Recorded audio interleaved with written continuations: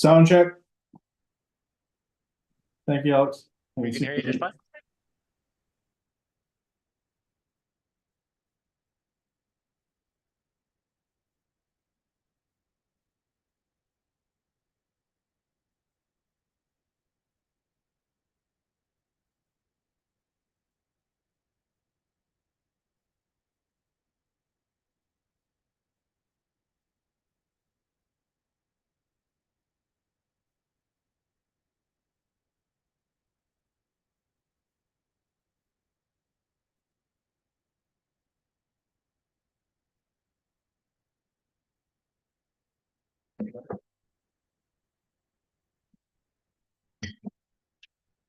Good afternoon, everybody.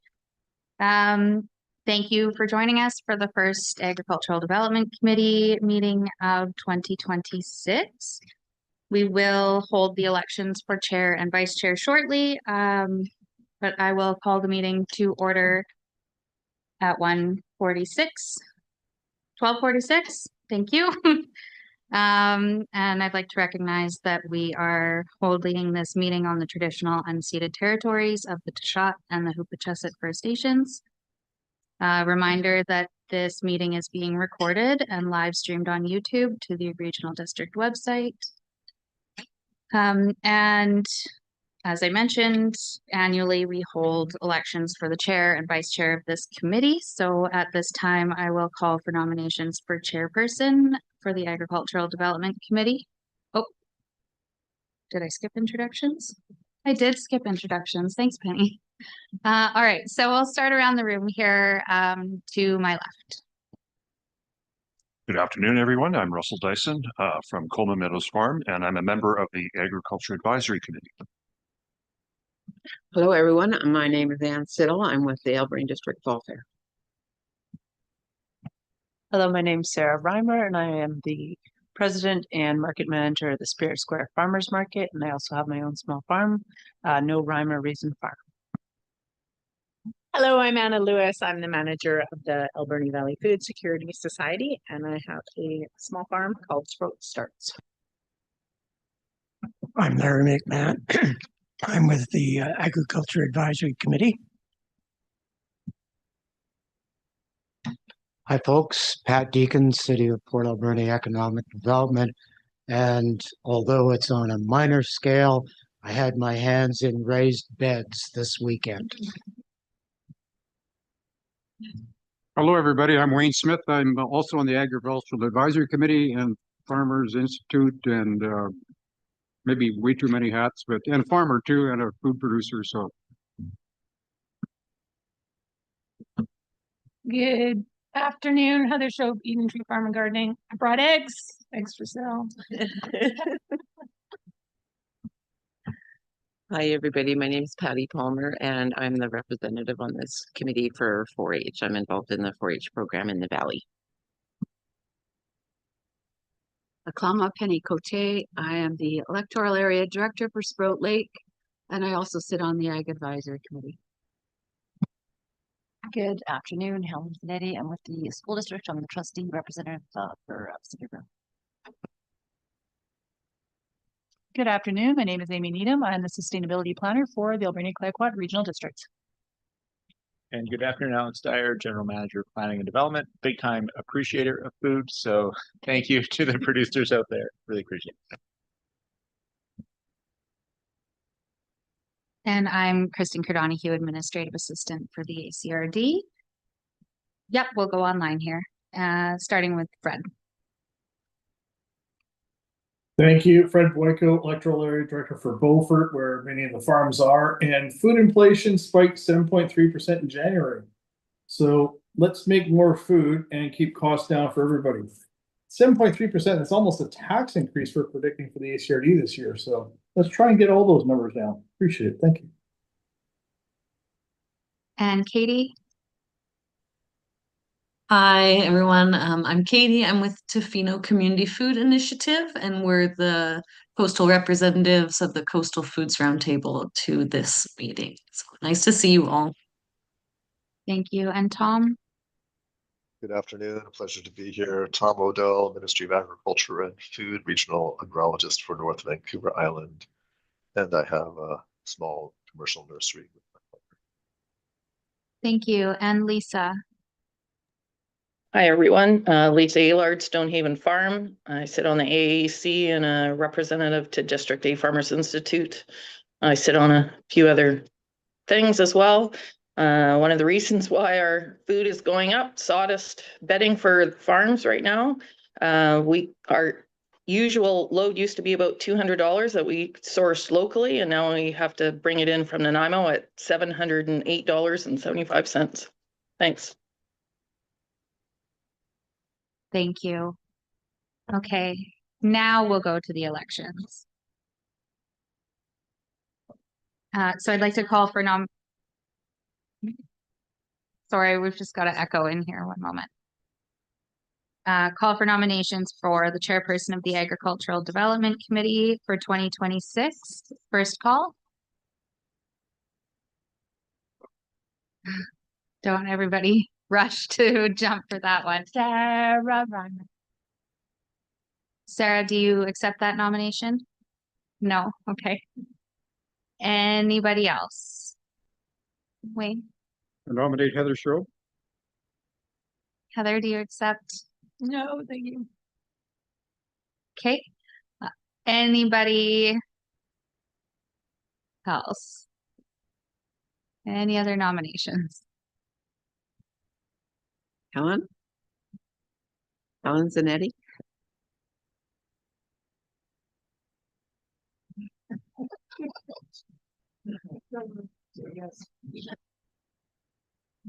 Thank you.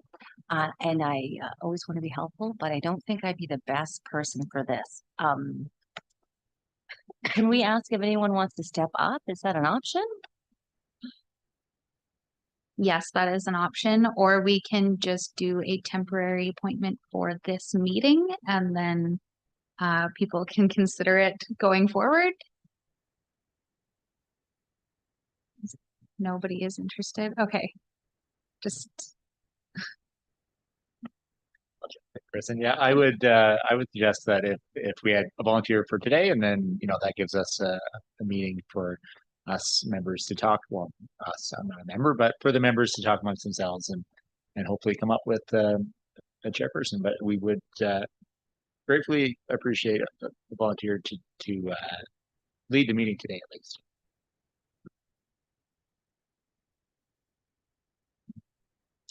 I nominate Lisa Aylard. Sorry, I got a cold. I'm coughing away here. okay. Would anybody like to lead the meeting today? Just today. I'll do it. Thank you, That's Helen. okay. Okay, I'll just declare Helen the chairperson for today's meeting.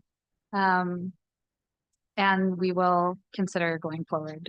And this will be on the agenda at the next meeting. So please consider if you are interested in being the chairperson of this committee. Thank you. I'll hold off on holding the election for vice chairperson as well until next meeting. Thank you. Okay, so I'm going to ask for everyone's patience and assistance. And I don't really want to, but everyone okay if I sit here? Okay. So we're on to number 3 of the agenda then. So pardon me, yeah, the agenda. So approval of the agenda. We need a motion to approve, including late items requires. Okay, yeah. So moved. Oh, wait, you guys are super fast. I have, Madam Chair, 2 late items to add to the agenda. Okay. One late item will be spoken to by Alex on carbon credits. And another late item spoken to by me, condolences to Ellen Dufour's family on her recent loss. Great, so we'll add that under 10 late business, is that right? Okay. Okay, anything else? No, and then, so I need a seconder. Great, do I have to say all the names? We don't have name tags. Thank you. If you could help me and say your names because I'm brutal with saying names. Thank you. And then all in favor? Great. Thank you. That's passed. Number 4, declaration. Are there any conflicts of interest? Seeing none, we'll move on to number 5A, which is Agricultural Development Committee meeting held November the 18th, 2025. Can I read the motion? Is that right? That the minutes of the Agricultural Development Committee meeting held on November 18th be adopted. So approved, and Comment about this or question, request? I'm not sure where this fits, but I think the last meeting was the meeting where there was a lot of discussion about a certain issue that had I don't want to talk about the issue in particular, but I'm found it strange that it wasn't mentioned in the minutes at all. If the minutes are supposed to be a reflection of this committee and the discussions we have and what is important to producers, and then that isn't even in the minutes for the board to see or for anyone else who's interested in the committee and what is important for farmers, then I think that's a glaring error, and I'm not understanding why it wasn't in. But so I would just request that when there are topics of discussion, it took a lot of time and energy on that at the last meeting, that those things are put in the minutes. Well, I think it's an excellent point. At this point, we can amend the minutes and add that. I think that would be very appropriate. If there's something missing, anyone feels there's something missing, we should do that. I'm not sure exactly. I think we need to state what that area is so that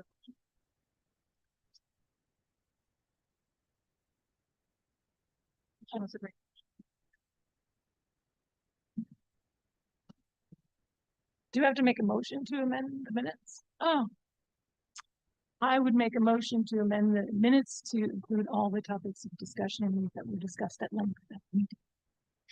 Do we have a seconder? Okay, I'll second that. Say your names, please. think Wayne, you're not on. He can, okay. Okay. And sit on. Anything else? All in favor? Do we have the right numbers? I cannot help with the numbers. Do we have enough for here? Okay, so that's carried. Okay. I think she's voting for it, is she not? Thank you, though. Okay, so those minutes are adopted with the amended minutes will be adopted. We're going to number 6, petitions, delegations, and presentations. There are, am I looking at the right one? None today. Okay. Number 7, correspondence for information. Alberni Valley Food Security Society 2025 impact report. That was in the, everyone should have received that. So I believe this would be a spot where you'd ask your questions. Do we ask your questions about the correspondence? Sometimes members ask for something in particular of interest to them to be pulled out of the correspondence for information to be discussed. Does anybody have anything there? Doesn't look like it. Okay. So B, Ministry of Health, the response to the ACRD Board of Directors letters regarding Farm to School BC. Any comments or any requests for pullouts? Looks great. C, Public Health Association BC, Farm to School BC 2025 annual report. Anything, anybody has any comments? Okay, so that the Agricultural Development Committee receive items A through C for information. Some motion and second. So moved, and sit on. Thank you. Seconded, Sarah Reimer. Thank you. And all in favor? Carried. Okay, good. Thank you. 8, requests for decisions. There are none. 9, reports. So 9.1A, verbal reports. Lisa Aylard, and there's 4 topics there. So I just pass it over to Lisa. Please. Thank you. Yeah, but regarding traceability, the District Farmers Institute, I was asked to talk about that. So people can find the intentions paper link, the livestock traceability requirements, and also the Canadian Cattle Association, their document that they provided for people. It's been a hot topic. It's kind of slid under the radar as far as the premise ID intentions paper. Most people still haven't read it. And it's kind of ironic that they're trying to make this a more stringent tracking system when they updated their food policies to not have certain products labeled with genetically or engineered products. So I recommend that people take a look at that. And people in the industry, especially the cattle industry, it's still quite a hot topic. And currently right now, the new proposed regulations are on hold. Thanks.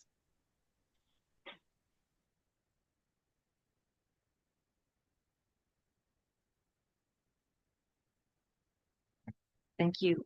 Lisa, did you want to speak to the other three topics there as well? Oh, so that's okay. That's great.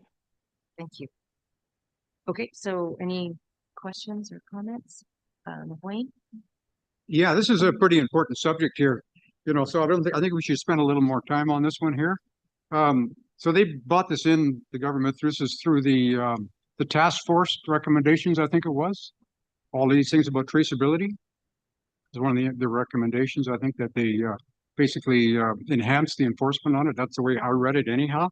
And I think they got so much pushback on that they've, if you read the headlines of the latest country news, they have put this whole thing on pause. Well, the rationalization they're going to use, they need to educate the public, which is exactly the same sort of wording they used when they were talking about well registration, right? So this would give the farmers a couple of years grace, I guess, before they really start implementing enforcement on this traceability. A lot of farmers I know refuse to have anything to do with the traceability. They think that it is their right to raise animals without having to register them. This is food.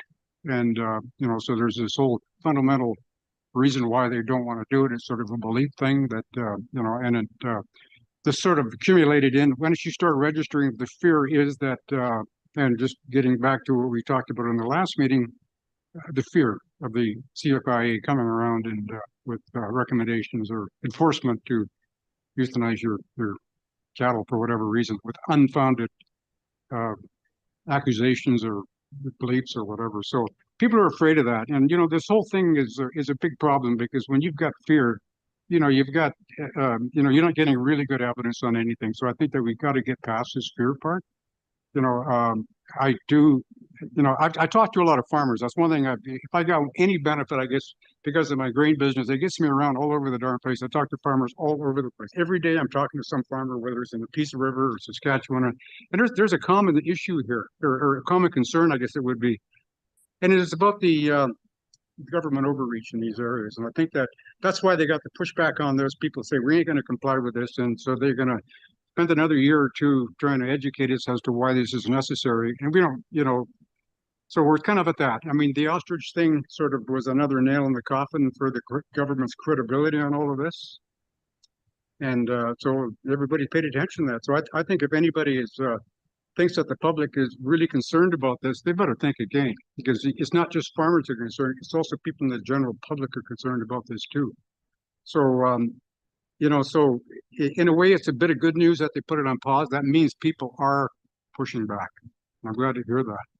So, you know, we're going to get way more information coming in, and people, I hope, will get involved in this subject. It's quite important. You know, just to give you an idea of how this affects people, you know, I got a few cows, and I'm into haying and that. And I'm pretty concerned about this part. Is you know, is that the issue here is there's no cattle left on the island. I'm buying hay out of Courtney right now, believe it or not. I've just hauled down about 5 semi-loads. I'm going to get more because I'm using it for bedding. So I can't get sawdust. I can get hay bales, round hay bales, first cut, good quality, $20 a bale, 600-pound bales.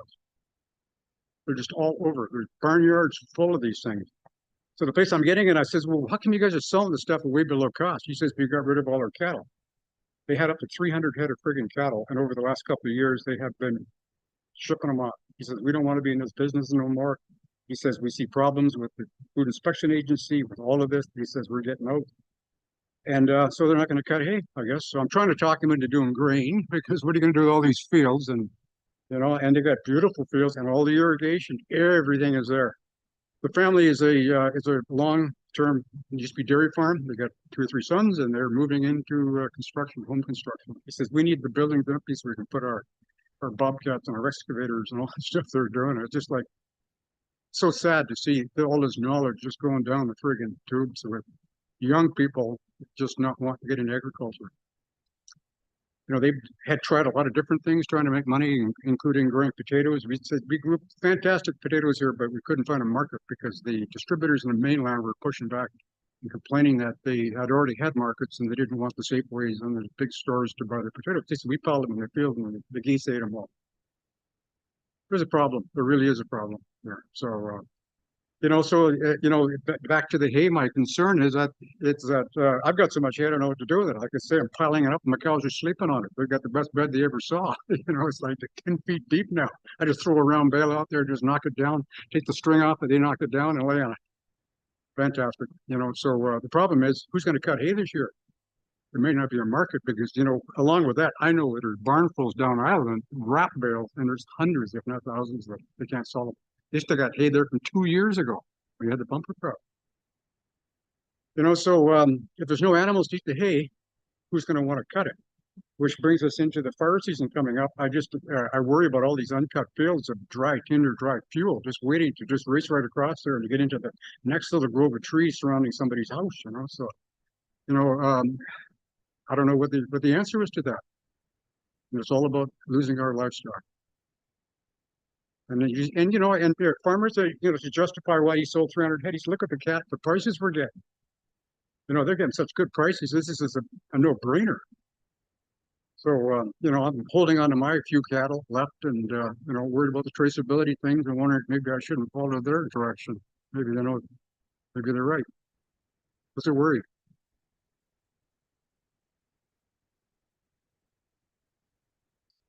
I'll make one comment about the traceability. And I admit this is not something I've looked into very deeply. So what I'll comment on might be, you know, just me being banal.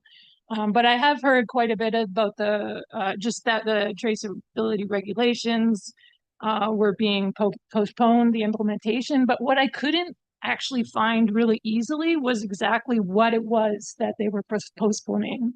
So they talked about the changes to the regulations, but I was like, but what changes? And maybe it's just me, but I couldn't really easily find that information anywhere, even in the Country Life article.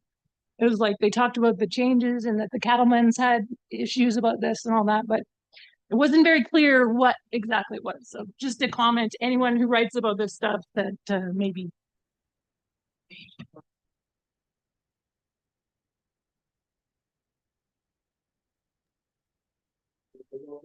Oh, in a chart?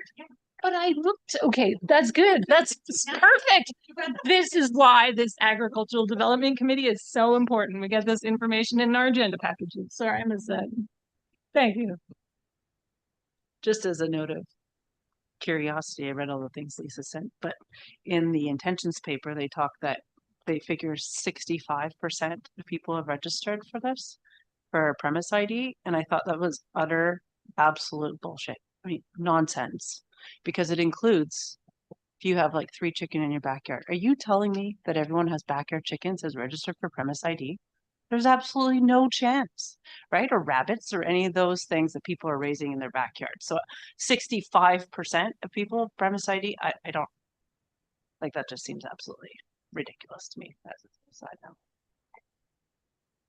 I'll say that it's kind of a reflection of the differences between say bigger scale farming and smaller scale farming or just growing animals, and that we are all under the same regulations and it really doesn't make sense. And there's a case in point as to then there's false information about things like that.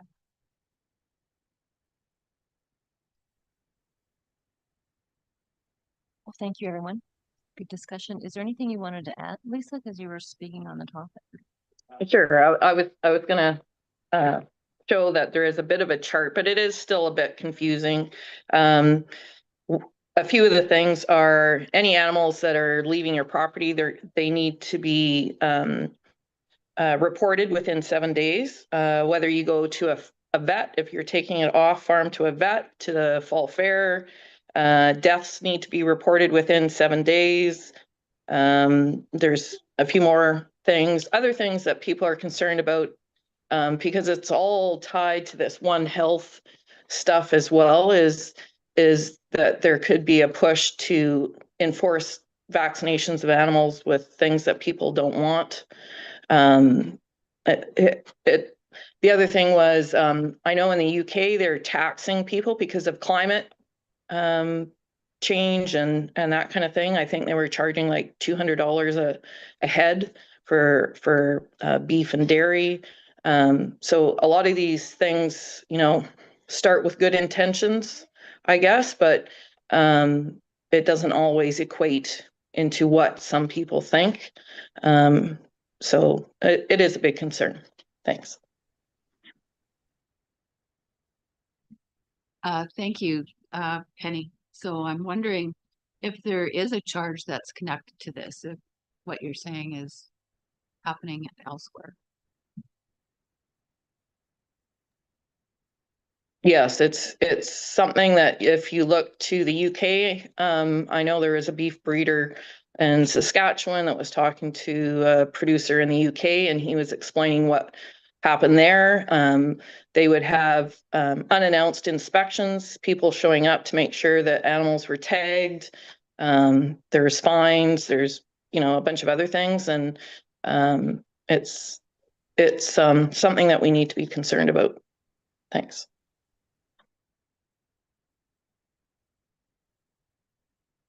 Great, thank you, Lisa. Anyone, go ahead, Wayne. I'd like to make one more point on this unannounced inspections. You know, I've noticed in my grain business, I got a mill, and I've been in business 15 years. The amount of inspectors that have come around the last 3 years, because they're basically running out of work, I guess.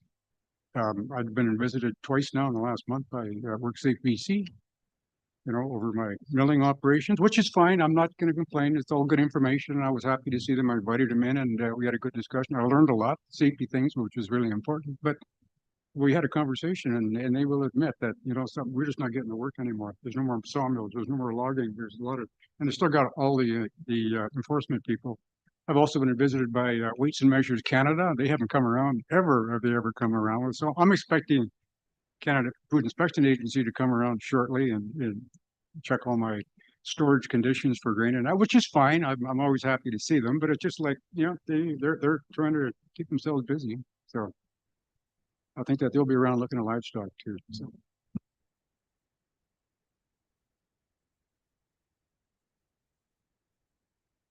Well, they do look at livestock coming onto the fairgrounds every year. So that's just one thing.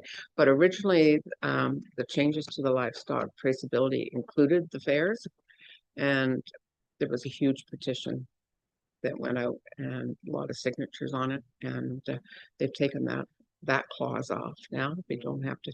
Originally, the idea behind it was that if an animal came onto the fairgrounds, the fair organizations had to record them and submit them in a report. And if their tags, the animal tags came off, we were responsible for replacing them, which is absolutely ridiculous. So.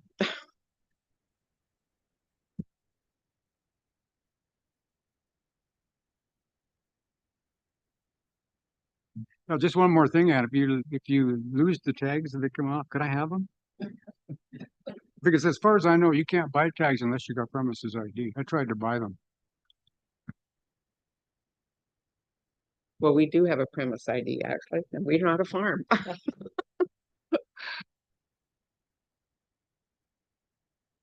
I do believe that fairs will be, that's part of this update to the regulations, that fairs, vets, abattoirs, abattoirs will have to record. They'll also be recording the trucks and the trailers and making sure that people have livestock hauling requirements as well. The other thing too is this, it's starting with the beef industry, but it will work into everything else, including feed and seed and all the rest of it. So thanks. Unfortunately, if that happens, there will be no livestock on the fairgrounds. No. Absolutely not. So does this group want to send a letter or get someone to come here from province? Yeah. So it would be a good recommendation to have someone come to this group, this committee, and talk about what the changes are and a candid conversation about what the problems are.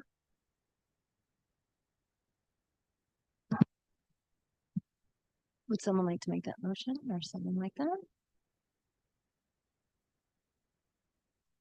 I think it's a great idea. I'll make the motion that, help me out, Amy, please. You're suggesting that we have a representative from somewhere. Somebody help me, please.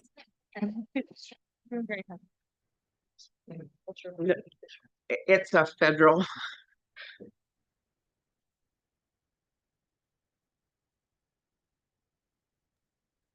Yes, it is a federal thing. Yeah. So the Canadian Cattlemen Identification Association, I mean, they've been putting out information, but some people haven't been very happy. They say the information isn't totally transparent.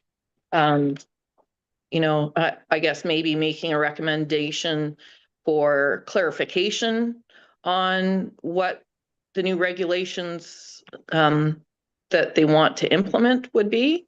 Official thing from the Canadian Food Inspection, see, I guess is where it would have to come from.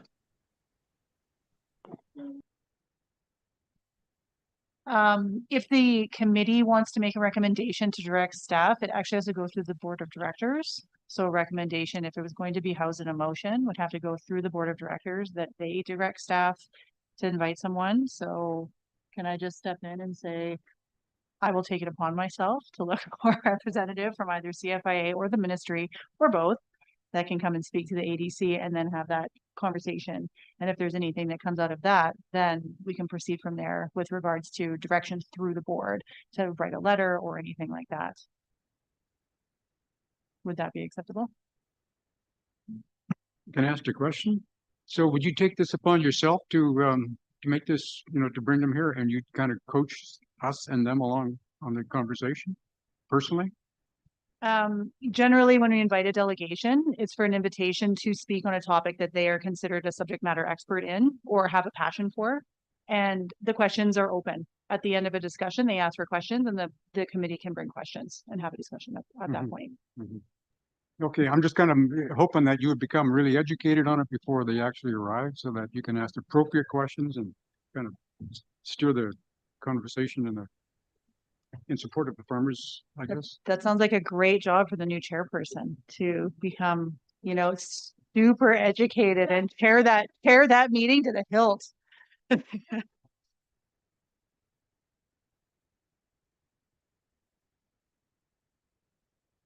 If we do get that meeting, I would strongly recommend that an invitation be extended to our MP at the same time to attend the meeting. So he or his representative can get a clearer picture of what's going on. So noted. Thank you. Okay, so if I understood correctly, there is a motion for Amy. No motion. Pardon me, there's some direction though that you're gonna look. You can't give direction. So I'm Nothing. just like taking it upon myself. Perfect. Perfect. I appreciate that. I think that we're having valuable conversation. Why not see if we can have action at this committee again? Someone that's not a farmer, but I'm trying. Okay, wonderful. So is there any other discussion on from this topic. Great, thank you. So if I'm not mistaken, we're down to 9.2A. And we're looking at Alberni Claycourt Regional District. Amy Needham attached something, but as well, would you like to speak to it? Yeah. Okay, great, thank you. Okay, so all of the reports that were submitted for the committee's consideration from members are in the agenda. My report begins on page 60 and all reports follow after that. So I just wanted to pull out, if anyone has any questions, please let me know if you have any questions about anything that I've listed in my report that follows on page 60 and 61. But the particular one that I wanted to pull out are the last 2 points.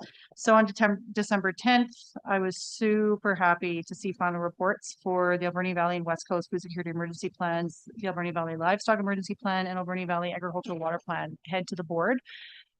They were received, and final grant reporting for those has all been completed because they were fully grant funded projects, both of them. And so I just wanted to let the committee know that in looking over so all of those 4 final reports are posted to the website. So acrd.bc.ca/agriculture. That's the agriculture page. And if you scroll down to the bottom, all 4 of the reports are there in case you haven't had a chance to read them yet. All of them contain implementation plans with them. So there's a lot there. These are big reports. So one of the things that I'm going to be working on for the April ADC meeting is I'm going to be bringing a report that kind of outlines all the different recommendations in those 4 reports and kind of what can be done within existing capacity, existing workload, existing budget, what perhaps might need a service in order to attempt at things like that for discussion and consideration by the board or from the committee, as I'm guessing that the direction for implementation and ideas of priorities perhaps might be best directed through this committee since it is the Agricultural Development Committee. So I just wanted to make the committee aware that that is coming. It's not like the plans are going on the shelf. We waited a long time for them. I want to see some discussion on them. And then also the Area D, Sprout Lake and Area Official Community Plan is currently under comprehensive update, and the OCP team is going to be giving an update on that official community plan at the April meeting. So come prepared with any questions you might have on that, please. And I'm happy to take any questions. If there's anything in my report you have questions about, please. Just a quick question about the Island Agricultural Taste of the Valley. I saw really limited social media posting on it, like the city or the ACRD post on their websites. I mostly saw just the people that had attended. You know, I thought we were going to more feature the producers or the farmers or whoever made it. I just didn't see much on our end pumping them. Yeah, the social media was limited. There was a post by the Alberni Farmers Institute.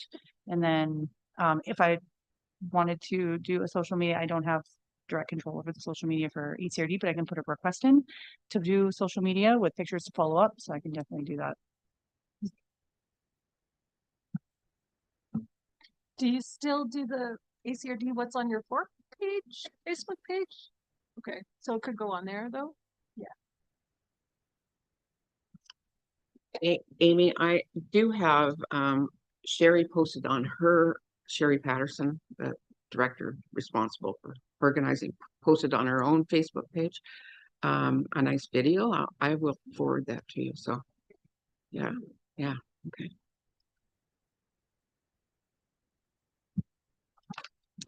Amy, thank you very much for committing to bringing forward the recommendations and sort of the path forward.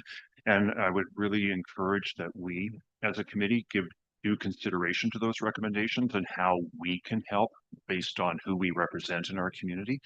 It's ultimately, when it comes to emergency planning, water and such, not just, pointing the finger at the regional district and its resources to implement these things, but it will take all of us working together and supporting those. And I really see that as the role of the ADC, at least if I'm right. So I look forward to that. So thanks for that commitment. Good point. That's all I agree. Okay, any other questions for Amy? Okay, we'll move on to B, primary agricultural producers. Are those people here or? Open floor. Open floor. I love that we're first. Thank we go. whoever made that amazing recommendation last time. And I don't have anything to say other than I have some eggs.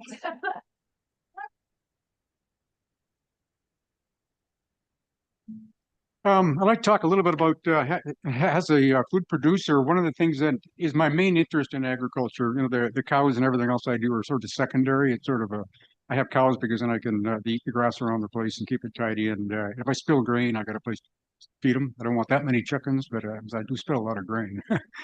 But it's about grain, and I'm kind of concerned about that too, because as I just mentioned before about this big farm that is transitioning out of pretty much agriculture, and I'm trying to encourage them to do grain. There is in the last couple of years, originally when I started doing grain way back around 2005, I think when I started getting interest, and I bought my combine in around 2006. At that time, mind you, I think I was the third combine on the island. And since then, it went up to way over 20. In fact, there's 2 or 3 new ones around. That was down in Saanich.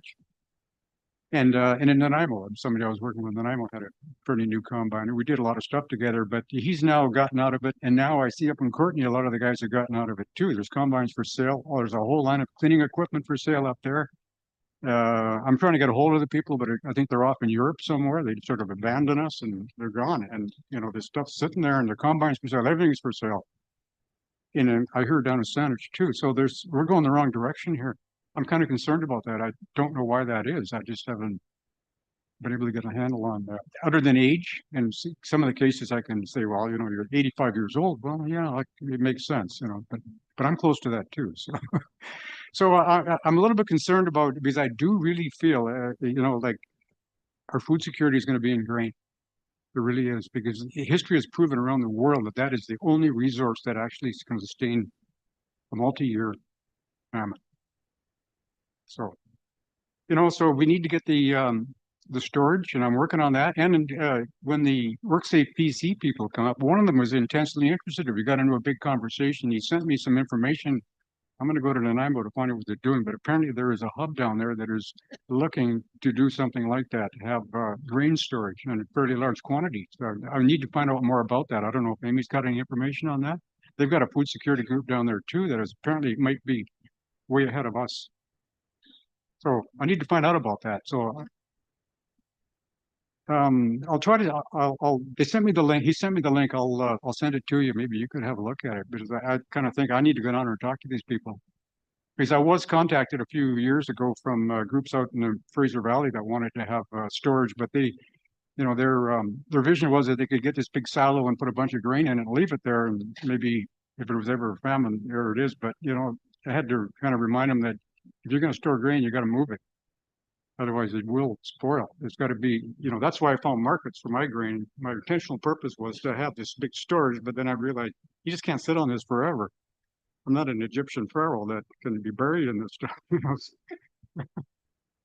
So you got to move it. You got to find a market for it and that encourages farmers to grow it once you get the market. And that's been my whole thing, is to find markets so these guys will keep doing it. And that's why I got to go wherever I can. In northern BC, the central BC, or even in Saskatchewan, to find sources of grain, people to stay in the business, So, but I'm a little bit concerned about the state of grain on Vancouver Island. So I'll do more research. Maybe I'll have more information by the next meeting. Thank you, Wayne. Is there anyone else? Yep. I have a question. About the grain.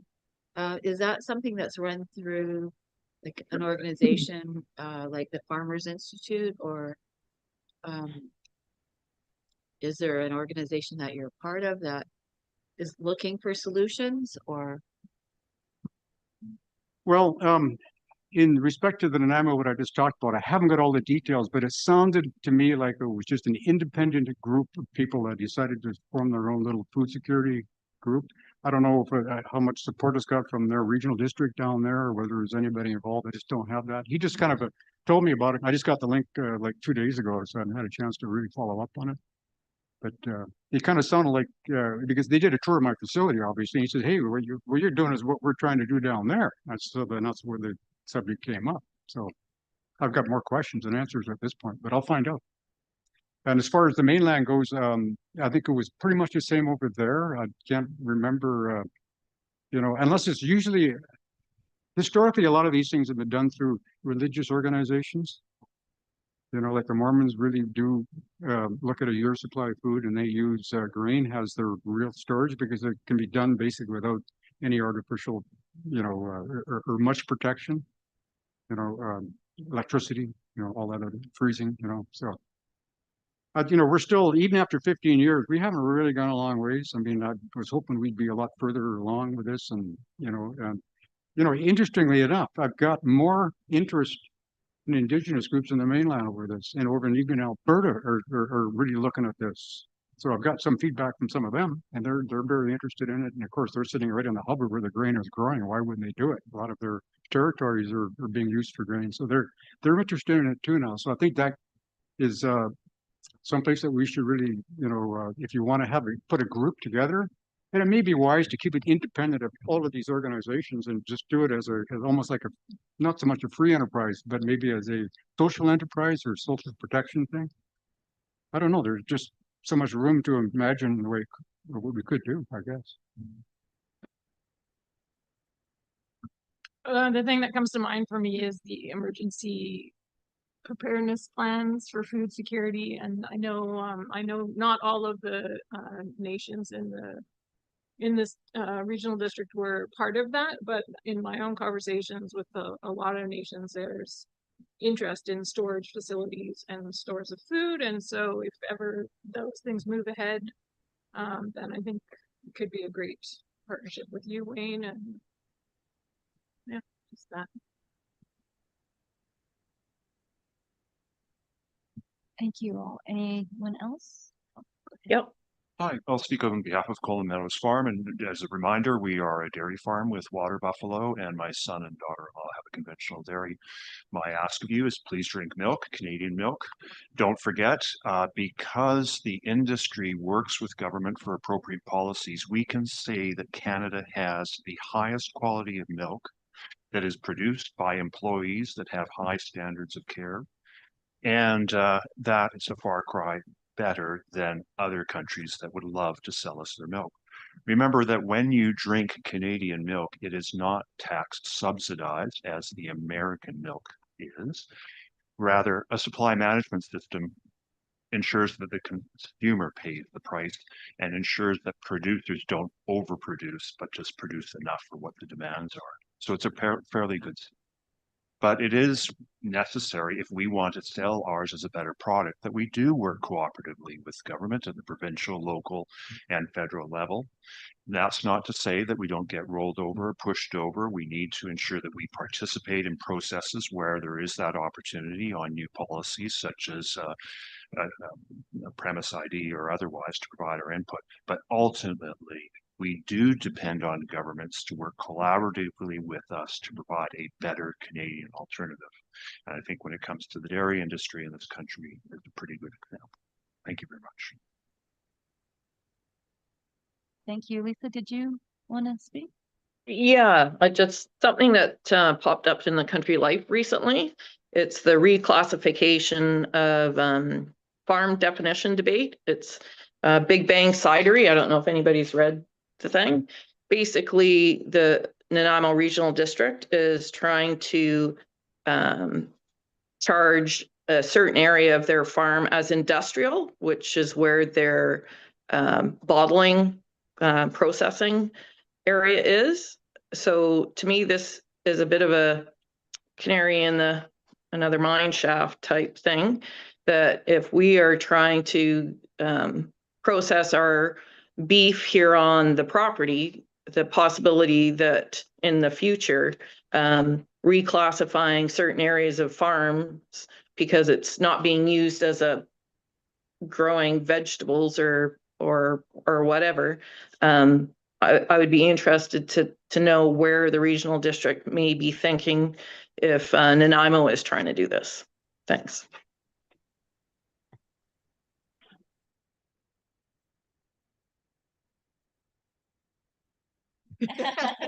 I will jump in there, Lisa. Thank you. That's a difficult one. And you know, there are certain agricultural uses that are protected in the ALR as well. So I mean, there are elements that I don't think the regional district here has a desire to create more barriers or to do anything like that. And then there's limited abilities in doing so as well. So I think what we would like to do is keep working towards removing those barriers where we can and supporting where we have the ability to do so, and you know, that would be either through our zoning, but also making sure that, you know, that lines up with the land commission as well. Thanks. I can provide a little bit of input on that. In fact, that example of the cidery is the BC Assessment Authority that has determined that the use is an industrial use. So the classification that they're under will be higher tax. But the BC Assessment Authority is an independent body. Having said that, they follow provincial regulations. So it would be the province that might have to amend any rules or regulations as to how the BC assessment assesses those. When it comes to the ALR permits you to process food that you grow on your property, whether it's apples or beef or otherwise. Not only that, but they also enable you to produce an additional amount equivalent to what you grow that has come from a different farm. It's called the 50% rule. So we're pretty okay with respect to the permitted uses as a land use because the ALC has those provisions in place that enable us to do it, and the local government can't counter those or provide a higher level of non-permitted use other than the ALR regulations. So I think, Lisa, it might be a BC assessment interpretation of laws that the province has adopted for how they undertake their business. Thanks, Russell. Which reminds me, what about that 17 acres behind the mall there that is ALR that is now being touted as 100 homes and a medical facility? Questions on that? Thanks.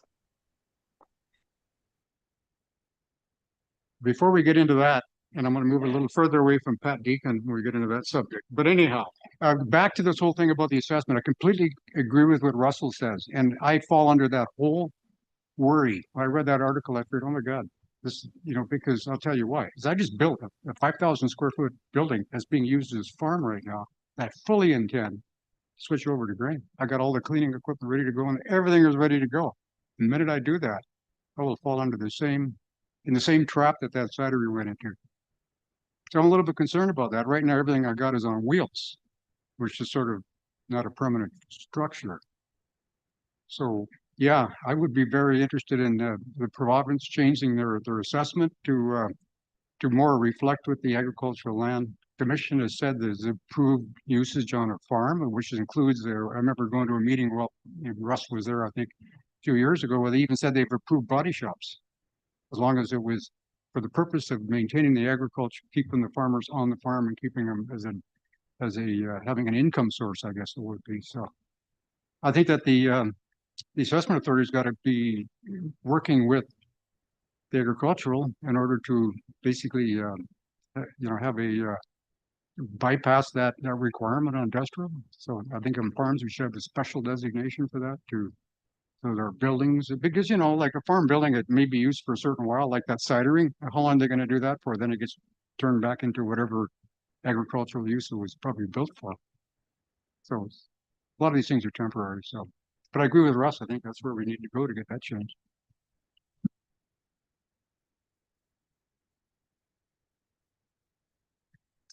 Great. Anything else on that? Any other primary agricultural producers that want to speak? Okay. Thank you. City of Port Alberni, Pat Deacon. Well, Wayne talked about being the pharaoh in the grain. I feel a bit like Daniel in the lion's den. Council has heard from several doctors and Community Futures that there's a real concern about our healthcare system and our apparent inability to attract doctors.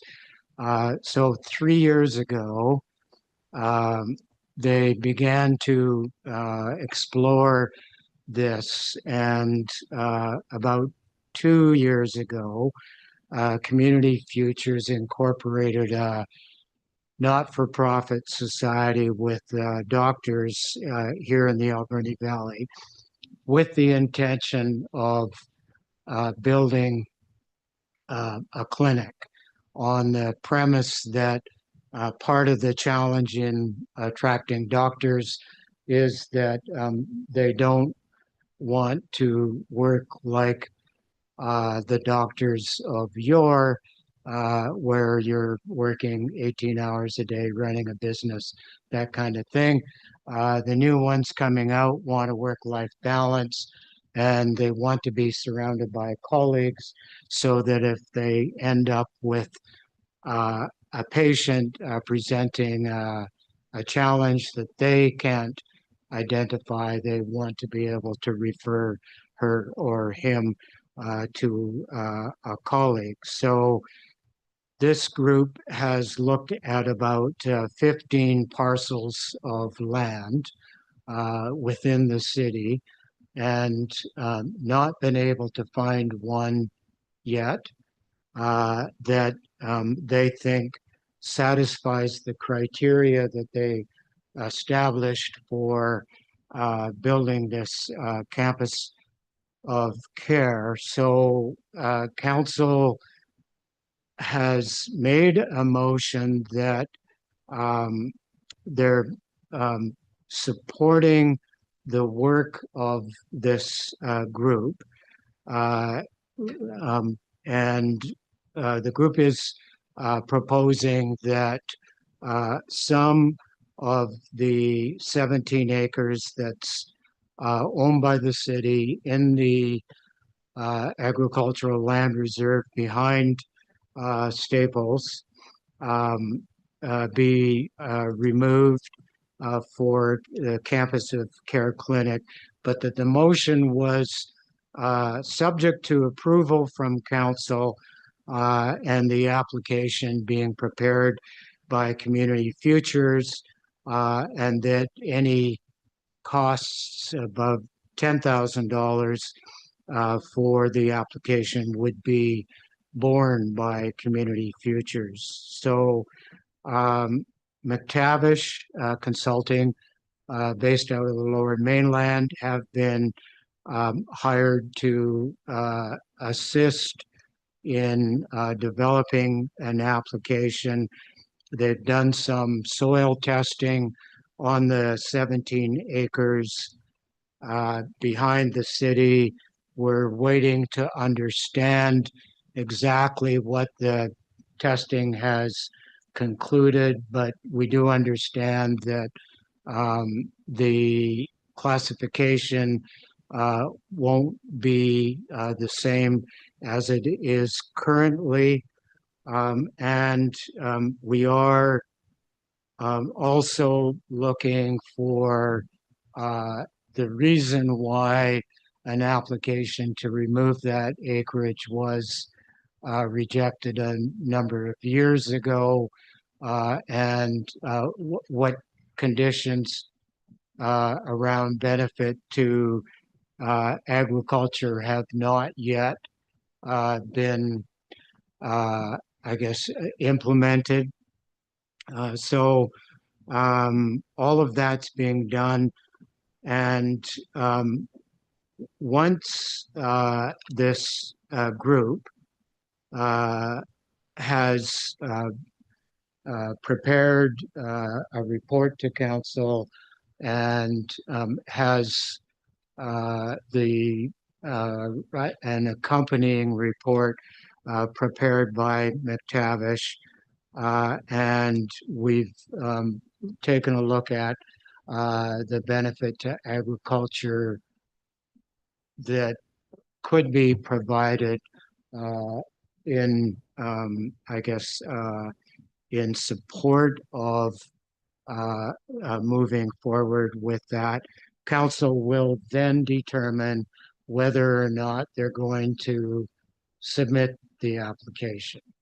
And at that point, I'm sure that the Agricultural Advisory Committee and probably the Agricultural Development Committee would also be approached for feedback. So they did hold a public meeting at the Capitol Theater a couple of Sundays ago.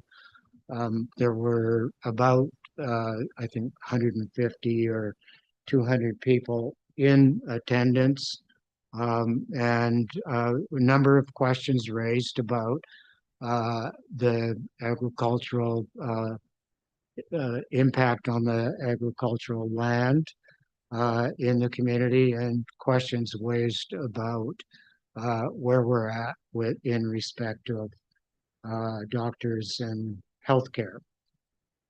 So that's about it as far as I know and am able to report on that. I have, I mean, if there are questions, I'll try and answer them, but I think I've revealed all that there is to know at this point in time. I have two other recommendations that I want to make for under the delegations. And one of those would be that we hear from Andy Olson with Indigenous Fishers First. Andy is working with a group, the National Indigenous Fisheries Institute, and they they've got some very, very interesting proposals that they're developing or looking to bring forward for primarily, I think, with benefit to the aquaculture industry, although there may be some to the terrestrial farms. And then the other recommendation would be that Hupachassit First Nation be invited to talk about what they are doing in respect of agriculture on their reserve and their lands. So that's it. As I said, I will attempt to answer any questions that might come up about the city's place with the ALR, but please know that I may not be able to. I might take it as advisement and seek to come back to the next meeting.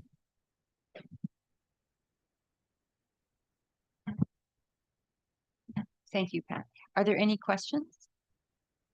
Do you have any kind of a timeline as to when McTavish might be finished their report? They're working on it now. I think we're going to make another ask of them. The city owns a small acreage off of Mary Street that Nesgard's has been leasing for a couple of years for corn production, and it's not in the ALR. They had a quick look at it, didn't think it would be classified very highly, but I think we might ask them to take a closer look, which would delay their report a bit. And they're really waiting for the community to come back with a response to the items that the Land Commission identified as ones that they wanted to see the community or the city address previously with respect to the 17 acres. I mean, listening to Wayne, I guess I'm kind of tempted at, first blush to say, well, we should go back and say any portion of the 17 acres that they're not, that council doesn't support as an ask coming out. And there's no guarantee that they are going to support the ask at all. But anything might be dedicated to grain production or, prepared for grain production. I do know that currently, or one of the early recommendations from McTavish was a buffer against the adjacent farm, a buffer on the road, and then a look at how a unified farmers market might be supported on that site.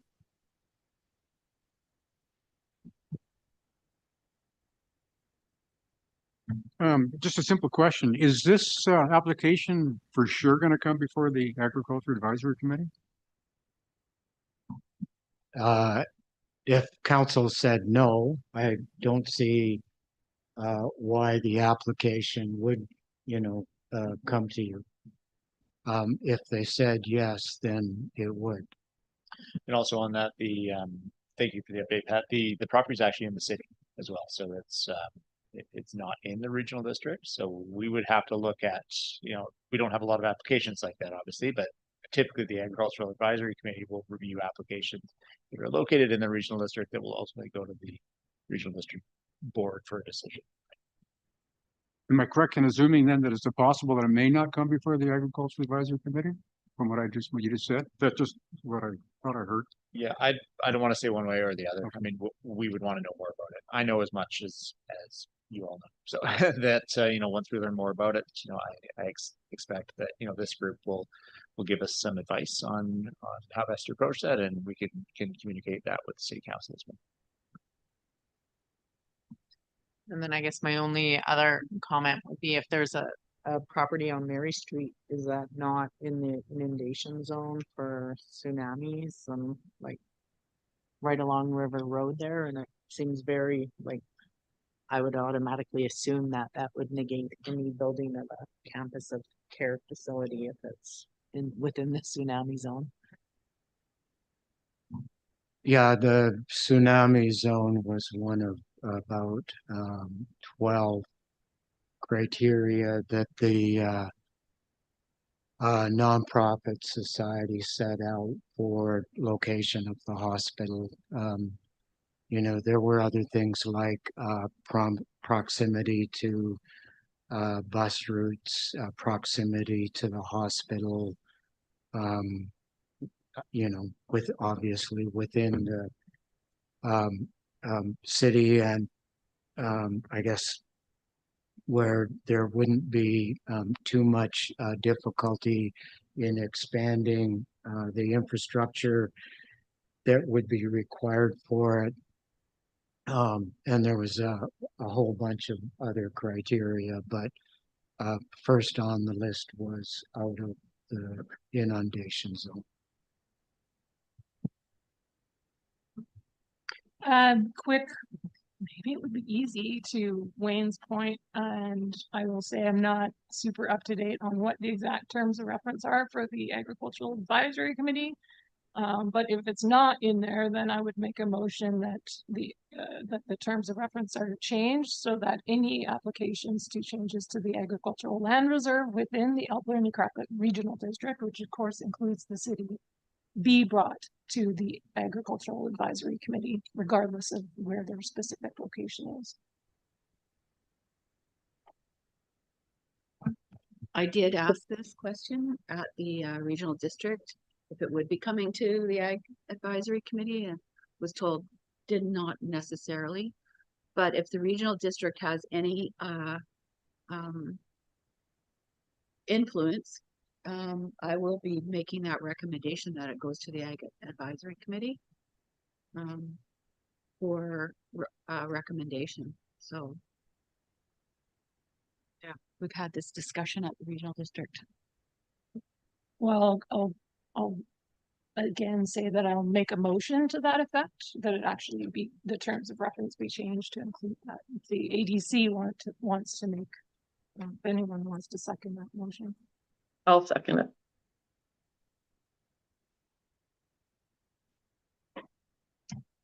Discussion, go ahead, Fred. Thank you.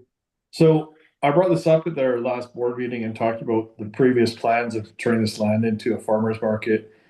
And I was told by some city councilors that there's be a big parking lot and the farmer's market should get along together, which is not happening right now. So that being said, it would be good for us to have some input on this because it is farmland and there are farmers in this room to move forward. So I will also support this motion. Thank you. Any further discussion? Yeah, I would like to say a couple things. Just a bit of background on the property there. It actually did belong to McKinnon's Dairy way back when. So that's my family history on that. Initially, I do know that the Farmers Institute provided a support letter in having that initial portion removed from the ALR, but under stipulation that money from the sale of that property was supposed to go towards a new farmers market that would be situated on this remaining 17 acres, and that a good buffer zone was going to be in place for the farm. At the time, it was the Grieve property. It is now Mark Super's place. But so yeah, so there's a bit of concern that, you know, it is ALR land, and yes, it's forestry land, but that's how all of us started here in the valley, with questionable soils and capabilities. And I just find it kind of interesting that we're thinking about putting houses and a big facility on it. Thanks. Go ahead. You know, I think back to Lisa's comments and the conditions that were in place that the city may not have followed through with. I think we need to take a close look at that.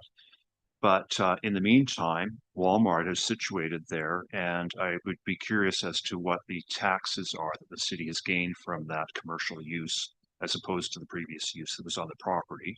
That's not for us to answer, but something for the city to consider. And I don't vote on this, but I would encourage the group to vote on this. And I'm thinking that what this is we're asking the regional board to ask the city to agree that this would be referred to the AAC, that commitment be made. And I think it's very timely that we do this now before, you know, this gets too far.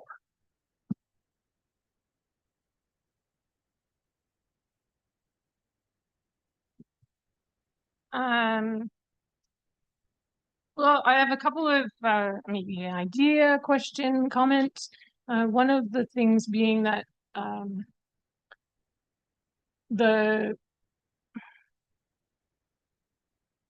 just the process as to how all this happens. And I know I've been involved a little bit in looking at that property for some kind of farm center or something like that. I know, Amy, that it's something that you've been very interested in as the new sustainability coordinator. And I wonder, I guess a question for Pat is how much communication has already happened with the province or potentially with, I guess, the Ministry of Agriculture about this, in part because it was very apparent, and I thought it was interesting that I know that MLA and Minister Josie Osborne was at that meeting and kind of promoting this as a site. And as it's in the ALC currently, which would then not be something that was allowed currently, it would be surprising to me if there haven't been some conversations in the background that would have led her to, you know, be promoting this, or I'm not sure how there's, you know, if there's conflicts there or how that works. Stepping in, and I'll have one, if you want to answer that, that's fine. And then I have another question. The city has not talked to either the MLA or the Minister of Agriculture about this deliberately, not wanting to put anybody in a conflict of interest. And I understood that Josie's support was for the campus of care, not for the site. I think she would be very, very careful about that, and I think that everybody wants to respect the independence of the Land Commission. Thanks. Yeah, that makes sense. And it's a good point. And I suppose everybody likely would, or most people, they're going to support having more healthcare and all of that for us. My other question, suggestion, I wonder how we could work with this developing scenario, which could have benefits, maybe taxation, other things, and also have benefits perhaps towards something that has been floating around in the agricultural community for a long time, which is something like a year-round farmers market or some agricultural facilities on that site. And one of the problems with getting, some good infrastructure and real facilities on that site has always been money, of course, because it's very expensive. And everyone says, well, farming doesn't make any money and it'll cost something we won't, but maybe there's a way to actually develop some synergy or use this as leverage to perhaps getting some funding and actually building something there that does serve agriculture. So in looking at this in terms of maybe ending up with some land out of the LC, but actually gaining substantially. We know that this property has been looked at, lots of businesses, lots of agriculture. There's nothing happening there, and there hasn't been for a very long time. So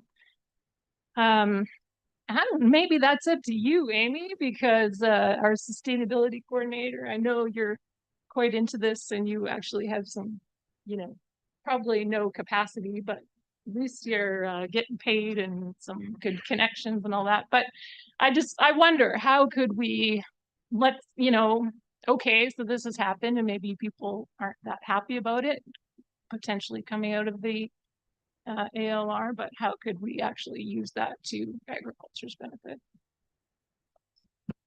I would certainly make myself available, capacity or no, to help in any way I could. But I will await direction from my manager on that.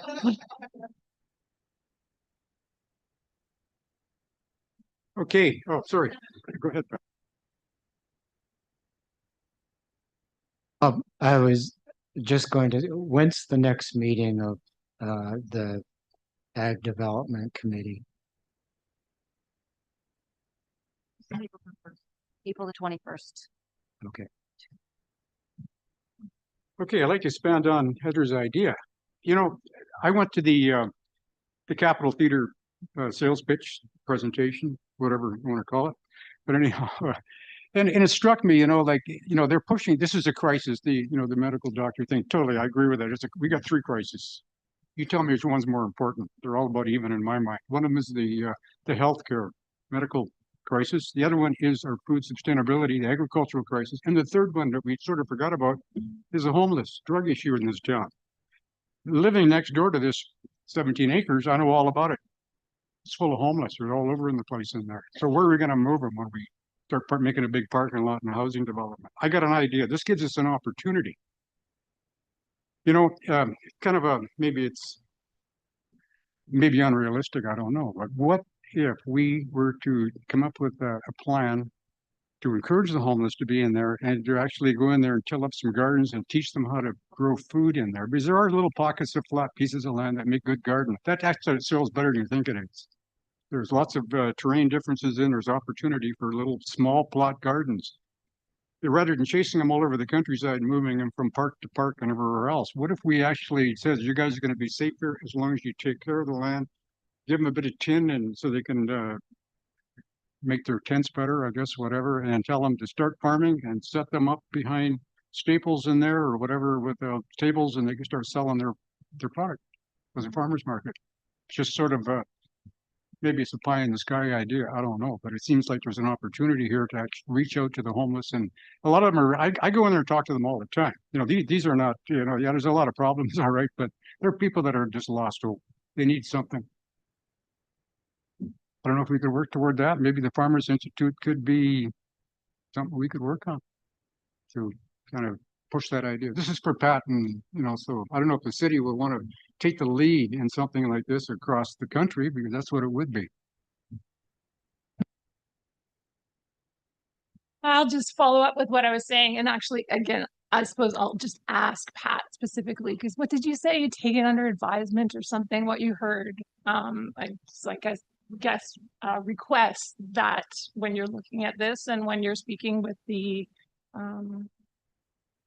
Community Futures or the consortium, that you bring that idea forward to them in terms of like, how could you intentionally collaborate to perhaps work with the Agriculture Committee and the Ministry of Agriculture, and maybe Community Futures could help get some more funding for that and just blow it up.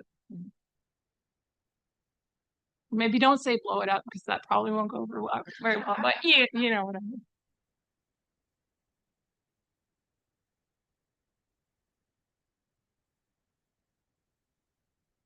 There is a motion on the floor. I just wanted to kind of, because we are discussing, just add that why don't we invite the Community Future Group to come and speak with us directly? They have a very open, look like an open group. So is that a future delegation we can request? The committee can definitely put a request forward for any delegation they might want. Concern would be priority of delegation. There's generally a cap on the number of delegations that can come. So if this is a high priority for the committee, then I'll bump them in importance for delegation priority. That works. And if there's a particular name, Pat, then maybe you can let me know if there's a particular person at Community Futures that's being put in charge of this. I'd appreciate it. So I'm not sure if there is a desire of this committee to do that. I just wanted to point that out. So I need people to make that clear. I see 2 nods. That's it. Can I just add something else to the sort of same idea? I guess, Amy, I know that you do have these files, that there have been in the past, some kind of specific ideation ideas around all the different things that this property could look at. And maybe I have some copies of these things too that I could send you. Sorry, I'm not being very clear, but to pass along to that group some of the ideas that we've already come about what that property could look like and what could be there. Like our own schemes from way back when, and see which parts of those or what parts they could maybe consider. So then if they're coming to talk to us, they're also have a copy of some of the ideas that have come out of the Agricultural Development Committee in the past for that property. And they're kind of old now, but I think it doesn't matter. If you've got information that you want to forward on to Pat to pass on, then 100%. Yeah. Because I haven't been directly directed to become involved as yet. So the 2 of you, as members of the same committee committed to the same cause in terms of reference, can definitely work together.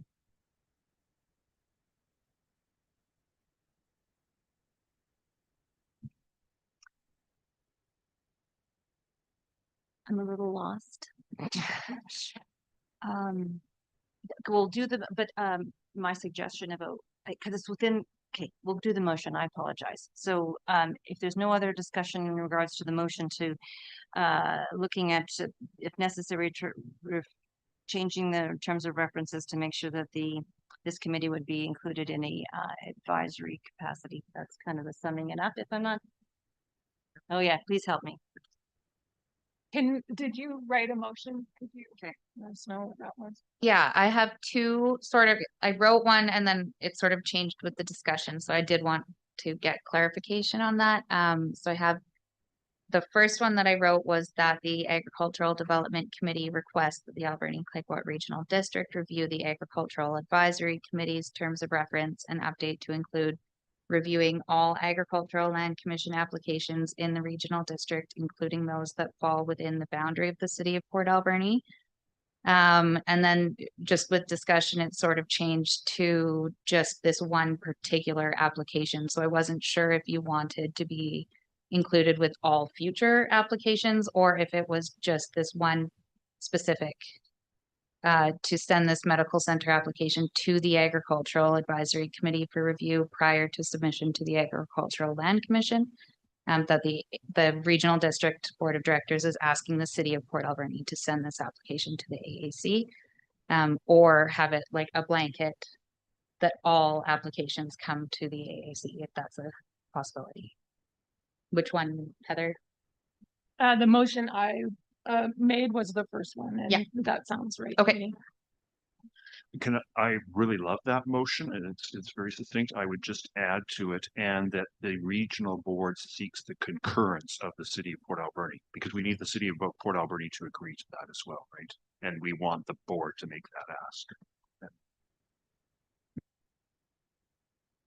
That's my concern is because you're asking the city to agree to this. It's not something that the regional district, I think, can just come in and say, you're going to be doing this now. So it's more of an ask to the city. And you're saying the ACRD, that includes other incorporated areas and First Nations. So I think we need to pare that back. Thanks. I guess the motion I would make is, I don't know all the logistics of that. It seems to me that the terms of reference for the AAC was regarding agricultural land reserve applications and that the ACRD does include the city and the other municipalities. So if they have an existing caveat that they don't have to participate, then however to word it to, I don't know, seek the concurrence of the city, as Russell put it, is fine. And I just don't know how it works. Question to staff. When a application goes in so many other areas, there's referrals. So will we be getting a referral to this application or? Thanks. Yeah, so we would, the ACRD would not get an automatic referral from the ALC. The way the ALC portal works, you as an applicant make an application there. If it's in our area that we have jurisdiction over, we'll get a notice that an application's been made. We don't get a notice if a neighboring local government makes an application in their, or if there's an application in their area. So again, it would be up to the city to decide whether that would be a formal referral that would be sent to the ACRD.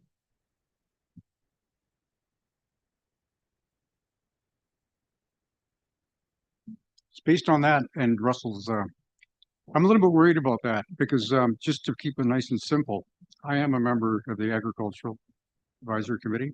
My sole mandate is to advise on the recommendations on whether it should remain agricultural.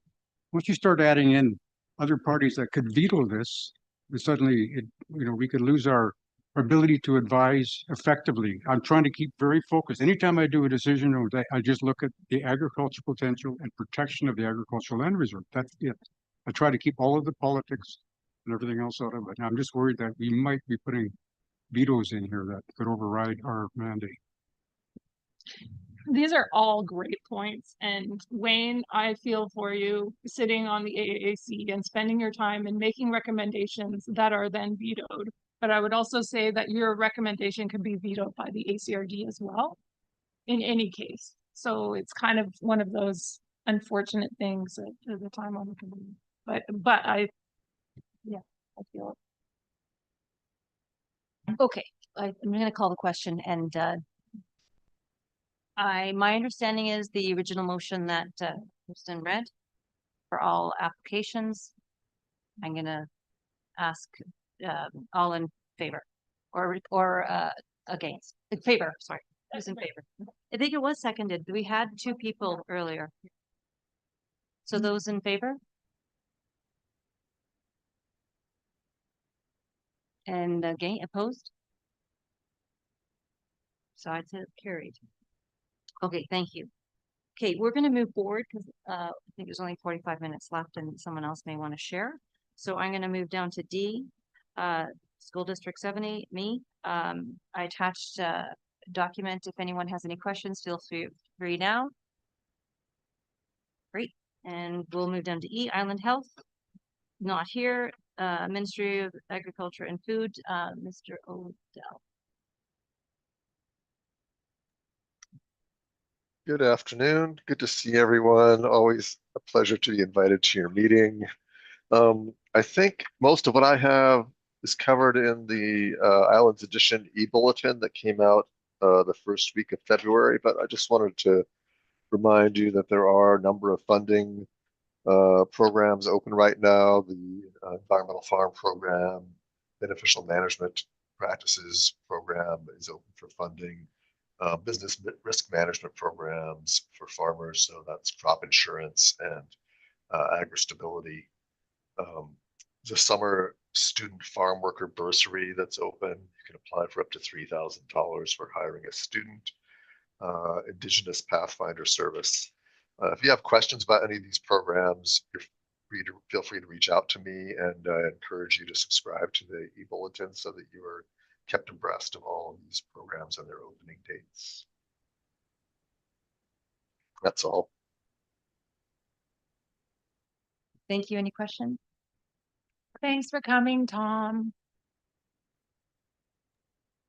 My pleasure. Always glad to be invited.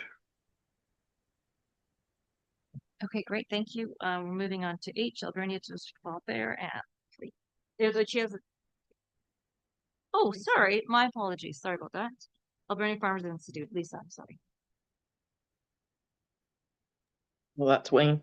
Oh, Dwayne, it says, oh, okay. Wayne, I'm sorry. Okay, the only thing that we've talked a lot of stuff already. We've talked about the Farmers Institute, the District A stuff. So the only thing I can add to it that's fairly new now is we've enacted a new thing in the Farmers Institute now for 26s. We're having these open house coffee meetings at Collins Farm. And the next one's going to be on Sunday, the 22nd. That's at 1 p.m. Anybody's welcome to come. It don't have to be a Farmers Institute member. We're just looking for people to support agriculture and give us some input. And, you know, it's just something we're doing in order to get more members and more interest and hearing from the public, I guess. So that's the only thing that I think that we're doing this year that's new.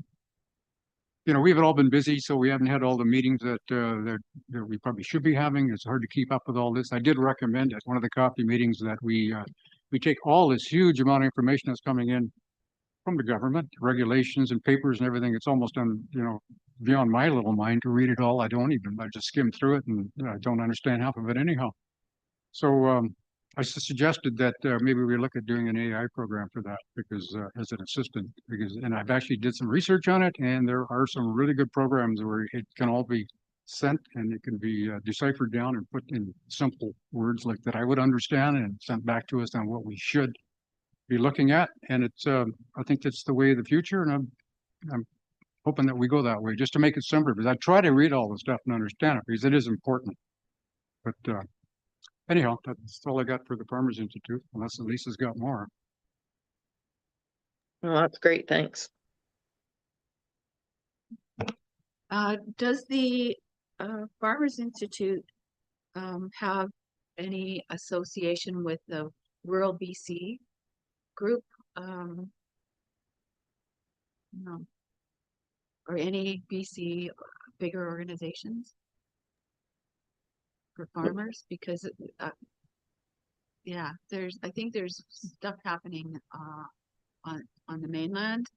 I know I was disappointed that it's somewhere up north that there's been electoral area directors meetings for farmers, and it's rural BC, and they talk about all their farming issues, but I don't know that there's anything coming to the island.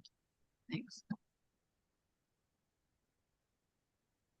I was just gonna say, like, AFI is a part of District A Farmers Institute, which is the larger all of Vancouver Island and the Gulf Islands. So there is kind of a little bit of that networking opportunity, because I do believe it's Lisa that sits on the District A board and then brings that information back. Yeah, that's right. The the local is part of District A. District A is Vancouver Island, Sunshine Coast. There was some information brought up, and that information was sent out to members. We're actually, like Wayne says, it's hard to keep up with all the information in that, but members were given some information regarding a few particular items and hoping to get some feedback. Because like Wayne says, there's so many issues, it's really hard to keep up with it all. I know Vancouver Island Cattlemen, there was some meetings with BC Cattlemen as well regarding traceability and some other issues, land issues and water. There's just so many groups that are doing multiple things, and it's really overwhelming, and maybe that speaks to the reason why we're seeing lots of land sitting fallow and young people not getting into agriculture, and those of us that are getting closer to retirement are probably seeing retirement in about 5 years. So people should be concerned. Food security, growing food for our community is important for a lot of us, and we certainly feel the support from people for our beef products, because we just can't grow it quick enough, but we only have so much land and animals to do so. Yeah, there's lots of things happening. It's not necessarily out in the public because it's interesting times. Thanks. Just a heads up, I have to go in about 10 minutes. So I apologize. I should have mentioned it earlier. Okay. Oh, go ahead. Anne. Man, we're gonna go all day. I'm sorry, Sarah. No. Just back to Penny, your question about the Farmers Institutes. And the other thing I'll say is that there are other district farmers institutes across the province. And there is I'll call it a problem, that all of the farmers institutes aren't brought together at a provincial level very often. Now, they are actually under the mandate of the Ministry of Agriculture, there's a superintendent of farmers institutes. When I was working on contract with the ACRD, one of the projects I did was actually bring together the farmers institutes together from across the province on an online meeting. And that was because I'd heard so much how important that was. The Ministry of Agriculture had done this in the past as well. I think it was 2 times, 2019, something like that. And then those have stopped happening. So I just want to point that out, and maybe Tom, that goes in your ear as well, as just a reminder that the need for farmers institutes to be able to organize across the province is very great, and farmers institutes themselves don't have the financial capacity and time to sort of take that on. So it is kind of something that Farmers Institute look for some support from the province for.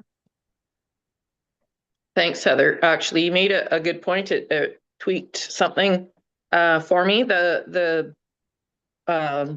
provincial task force, if you notice who sat on the committees, it was not Farmers Institutes. It was the BCAC, Pattison Group, Cisco, a bunch of big players, but no actual small producers, medium-sized producers that were put on that task force. Thanks. Oh, okay. I'm just worried about time. Can you just hold on 1 second, Wayne? Sarah, you're with Spirits for a Farmers Market, and you've had an attachment. So if there are any questions for Sarah, or if she has something that she wants to highlight, we could do that.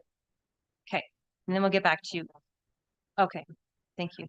I just wanted to report that we have nailed down a date for our kids market in August, and Community Futures will be partnering with us on that. And we're also exploring the Hardwood Learning Centers, looking to have a young entrepreneurs market sometime in April or May, also at our market. So I'll have a meeting with Nikki Woodfin there. We've also been discussing at a board, and also with Russell negotiating with the city on our lease that we had extended for 1 year at our rate we've been paying, and they were hoping to double it. So I have been in touch with staff this last week at the city, and they said there's things going on that they'll get back to me on what exactly our lease might look like. So in the meanwhile, we're doing some digging, and I've been talking to a couple of counselors. So yes, I just want to make a quick comment on this one farmers market thing. I was not around whenever this split happened, so I'm fresh new blood. I don't care about any of that stuff that happened. Everyone just forget it. The people down at our market, most of them weren't even there. So we are members of the BC Association of Farmers Market, and as being a part of there are certain rules that apply at our market. You have to have at least 51% food. You also have to produce what you're selling. It also should be local food. You can't be a direct marketer from, Epicure or any of those kind of things. So as much as an amalgamation is a great idea, I love the idea. We would support anyone that would like to join us. The reality is there are differences between the markets now that do not comply with the BC Association of Farmers Markets that we are a part of, and really champion the coupon program, which is very valuable to our community, hugely important to local food, and currently that is not fully not many of the members at other farmers markets may qualify to be a part of our market. So that's just the reality of being part of a bigger organization. Any questions? I just had, thank you for clarifying that, because it's always important to understand the rules of the association you operate under. And I just wanted to know, you said you nailed down the date for the August market, but you didn't say the date. If you know the date, can you let everyone know? That's true. The paper I wrote it down on went home with somebody else, and then I forgot the date. So it's either, I think it's the 17th or the 25th of August. I will provide the date when I find it. Yeah, my apologies. I think it was, I want to say the 15th of August, but I will confirm. It will be in the Grower's Guide. All right. Okay, we're going to move on to, or back to Alberni District Hall Fair. Anne, attached document. If there's any questions or if you wanted to highlight anything, Anne, go ahead. No, we're just in the planning stages, so I just did a brief overview. So if anybody has any questions. Hearing none, move on. Thank you. Okay, we're going to Alberni Valley Food Security Society. Yeah, if there's any questions on the impact report or the update, let me know. In addition, we just had our CD Saturday event on Saturday, and we had 641 people through the door. So that was, every year it's been getting slightly higher. Our AGM is going to be Wednesday, March 4th at the Alberni Valley Museum, 7 p.m. Doors will open at 6:30. This Friday is the deadline for the Farm Fish Forage online directory that we're starting. 3 of the farms that are in this room have all got their information on there, so that's great, and we'll launch that or do the reveal March 21st, so to coordinate with the first day of spring. And then Grower's Guide is going ahead, coming along, and the deadline for farm listings and advertising and all of that will be the end of March, with it going to print April 13th. And that's it. All right, seeing no questions, we're gonna go on to Eat West Coast. Erica attached a document as well, but did you have anything you wanted to highlight?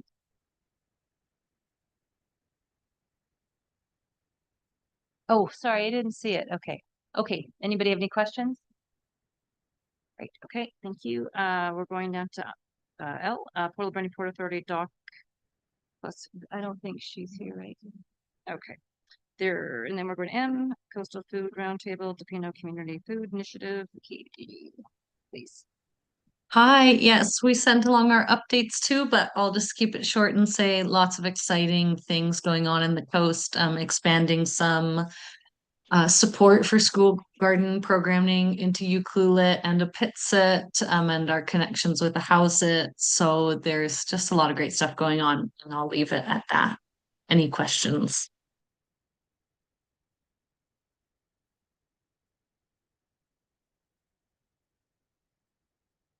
Okay, great. Thank you very much. And now we're N4H, Patty Radcliffe. You also had an attachment, but if you wanted to highlight anything.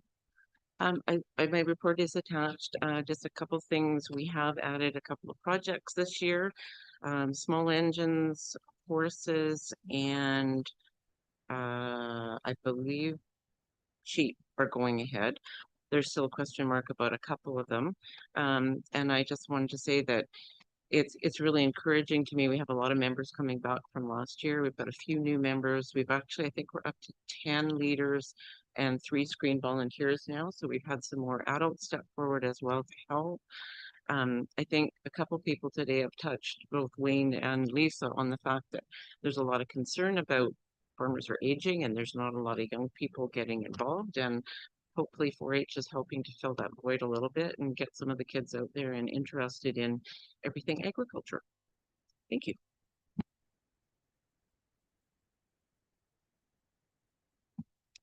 I have a question. What's the ages of the kids and the leaders?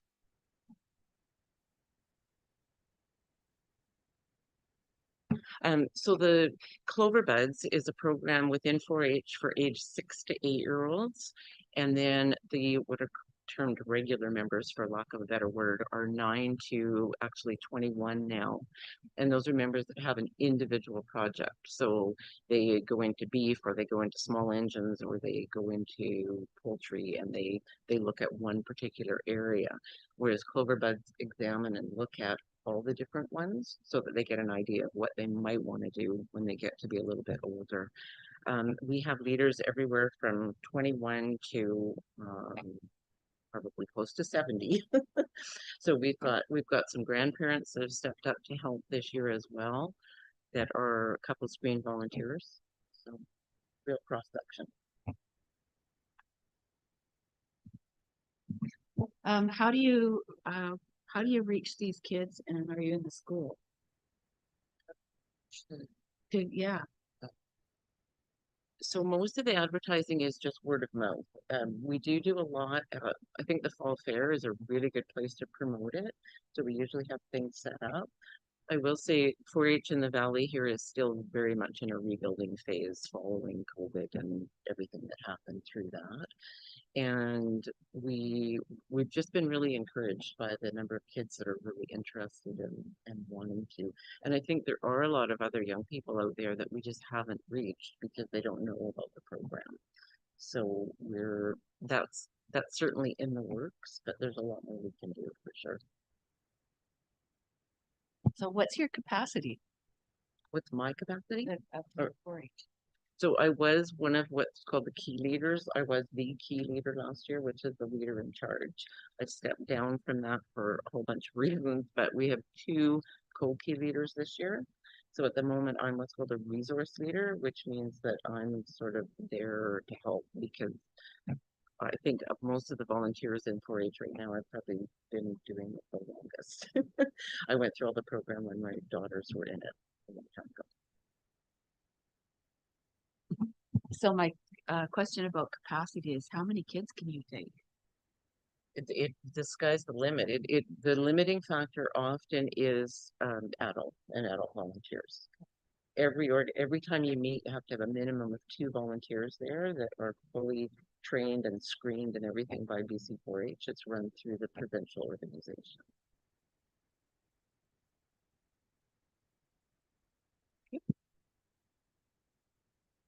Great, thank you. Okay, and then we're marine stakeholders. I don't think there are any here today.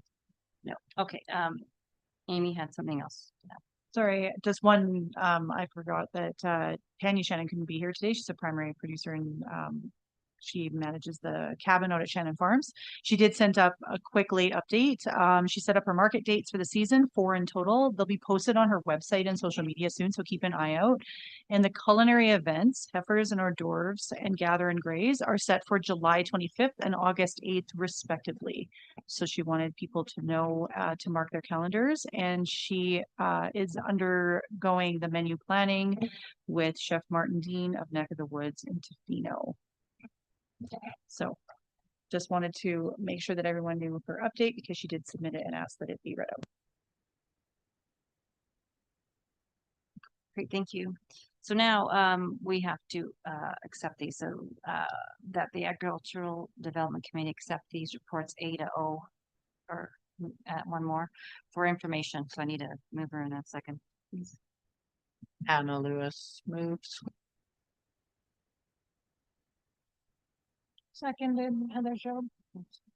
Thank you. All in favor? Opposed? Carried. Late business. So Anna, you had 2 of those. I can't remember what they were called. Not Anna, Amy. Sorry. Well, don't call me Anna. You're right. I do have one of the late items. It's just something I wanted to bring to your attention as we had a local farmer bring it to ours. So there is a carbon credit broker that is going around and has sent some letters actually to farmers, and they're from an organization that they call the Alberni Valley Land and Yield, and they're offering they're looking at property specific information that they're pulling for BC assessment. So that's publicly available on the BC assessment website. And it reached out offering services as a volume aggregator for institutional carbon credit programs that we can't seem to find any background on. So the local farmer wanted to make others aware that this opportunity is being sent around. I don't know if they're the only targeted ones or if there's other ones as well. So just want to encourage those to take that into account. If you are receiving these letters, you want to encourage farmers to talk to their neighbors and their peers, and probably bring it up with the Farmers Institute if this does become something that is more widespread, and always the ACRD will be here to help you support you in answering those questions about what these things are. But wanted to bring that to everybody's attention. If you have received a letter from that, there's nothing that we can see, at least locally here, about the benefits in doing so, but they do make some claims to be tied into international markets and stuff. So that's what I want to bring, and we will have that letter on the board agenda as well. Quick question, Alex. Can we actually put a copy of the letter, like retract what you need to, but put it up here as well? Yeah, so we do have the letter on the website right now. Sorry, I should have mentioned that. We have the contact information redacted. We don't have the original letter from the individual who sent it out, as that wasn't addressed to the ACRD. But you can get what you can glean from the individual who highlighted it to us.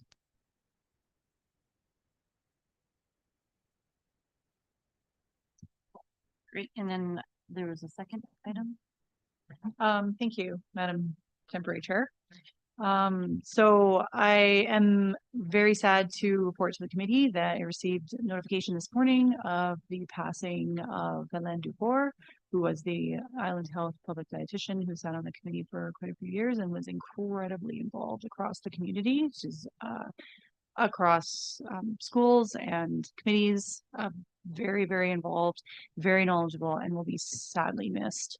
A suggestion was made that perhaps condolences could be extended from the Agricultural Development Committee to her family, if that is acceptable. I would make that motion, Anne. I don't know if I can second it. Anyone want to second it? Great. So all in favor? Carried. Great idea.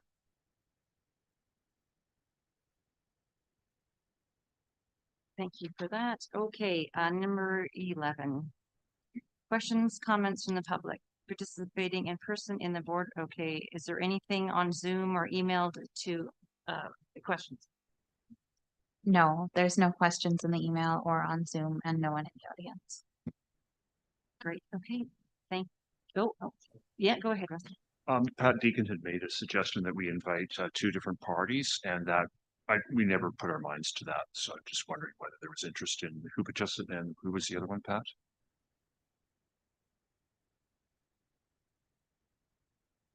I know, thank you, Russell and Pat. I noted it down in my notes for the number of delegations that were requested throughout the course of the committee meeting. So I'll be taking a look at the total different delegations that were proposed, the ones that are already booked, and then starting to prioritize based on the ones that can be the ones that need to come to the ADC at the next meeting, and the ones that perhaps can come to the one in July. Thank you. Great. Okay, thank you. Thanks for letting me fumble through this. Appreciate it. Thanks. Thank you. Thank you all for your engagement. I always think that's wonderful. So I don't think we need any motions. So the meeting's adjourned, and the next meeting will be Tuesday, April 21st at 12:45. We'll have lunch here beforehand if you wish. Thank you, ACRD committee, for hosting us. And yeah. All right. Have a great day, everyone. Thank you. Thank you very much for your job, temporary chair, and we hope to make it permanent because you did a great job. Appreciate it. Thank you. Have a great day. Thanks online.